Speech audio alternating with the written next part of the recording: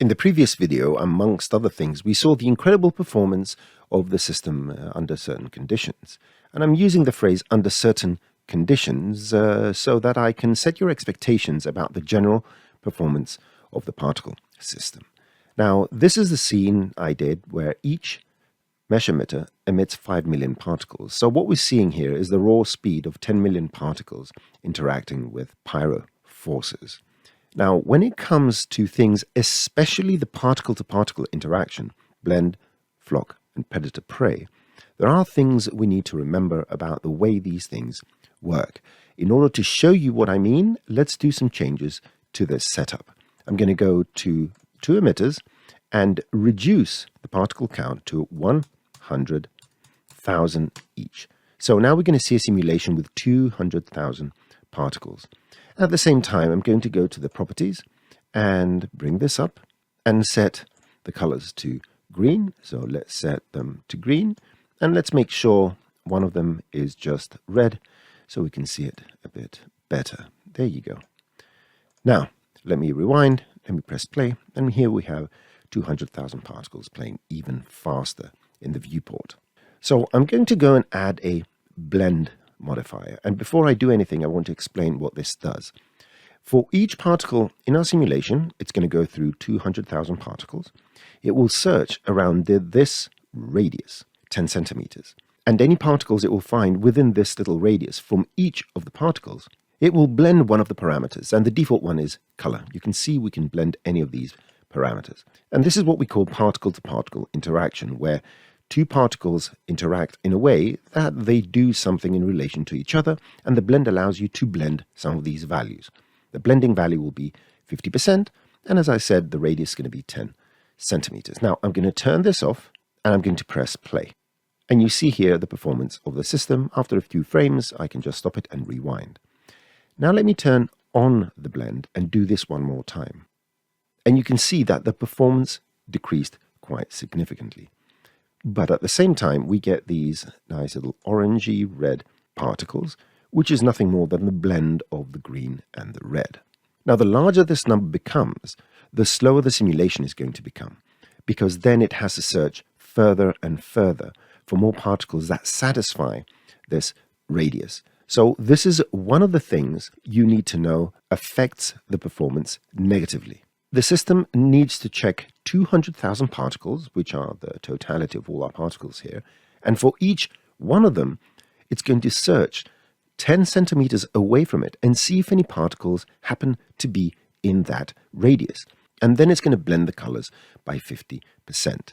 By default, the distance fall-off is not enabled, but we'll talk about these things later on. So be aware that these sort of particle-to-particle interactions are going to slow your system down. And that's not all. In certain cases, if you have too many particles or too large radii, what can happen is that your GPU driver may time out and your viewport may freeze even after you escape it.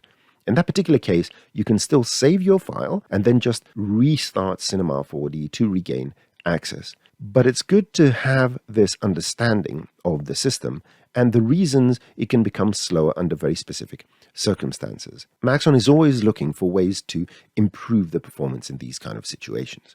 One more performance consideration I'd like to bring to your attention is when using particles with some of Cinema 4D's classic subsystems, for example, fields. Let me show you what I mean. In this empty project, I'm going to create a basic emitter and go to the rate and increase it to 1 million particles. And you can see how it performs. It's fantastic. Excellent. I want to use a field now to test the positions of the particles, and if they are past a certain threshold, if they're past the middle of the emitter, then I'm going to apply some gravity to that, just to keep it simple. For this, we're going to use a field condition. The field condition by itself only provides a true-false statement based on the value of the field. So if I add a linear field here, anything that is beyond 50%, so 0.5 and more, returns a true, that it is going to apply it because the tolerance is 50%. Anything that's under this 50% percentile is going to say, no, I'm not going to do it. So for this particular case, if I go and add a gravity, go to simulate, add some gravity as a child of the field condition. The linear field doesn't need to be a child of that. It's just the way Cinema 4D sets things up. But in any case, what's going to happen here is that any particle that happens to be on half the emitter on this side is going to get some gravity. So let's press play and see it. And you can see that's exactly what happens here. You can go and test from the other side, and you can see that only half the particles are receiving gravity. Now let's see what the effect of this field condition has on the performance of the system. For that, I'm going to hit Shift-C on my keyboard and type FPS to bring up the Calculate FPS. I'm going to drag this up here and close this manager. And now I can just click on it, get this little window, press anim test, and you will see that we are going to get some sort of performance indication around 25 frames for this particular setup. All right, remember this number, 25 frames. Press OK. Now I'm going to close this temporarily. Let's remove the field condition and grab the gravity and put it down here so it applies to all the particles. So let's go and do another test for the performance. Anim test. And here you see we have 44. So that's close to double the performance. And this is the point I'm trying to make in this last part of the video, that certain systems, because they work in certain ways, and in this particular case, this has to do with the particle data. And in one of the later videos, I'm going to explain what the system does, so you have a better idea why these things happen. But for now, the only thing you need to remember is that in order for the system to test for a field where a specific particle lies within the fall-off of a field, it needs to bring all the data on every frame from the GPU back to the CPU, do the test, and then send this new information back to the GPU. And this round trip from CPU to GPU is causing this loss of performance. Another example of this type of loss of performance I'll show you in this very simple scene. We have these two emitters. Each one emits 1 million particles. And you will see that we get great performance when it's playing like this. Now, what I'm going to do is add a multi-group. And the multi-group allows you to group groups so that you can apply a single redshift material or clone on all these particles as if it were one group.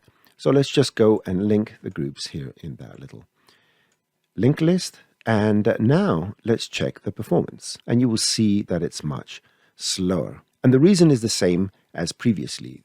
Because the multi-group, by definition, has to download the data to do its job properly, this back and forth of the data from the CPU RAM to the GPU VRAM takes time. I will propose some workarounds for these things, but generally it's good for you to have an understanding of where you can lose performance, how much of it, and how to circumvent it if possible.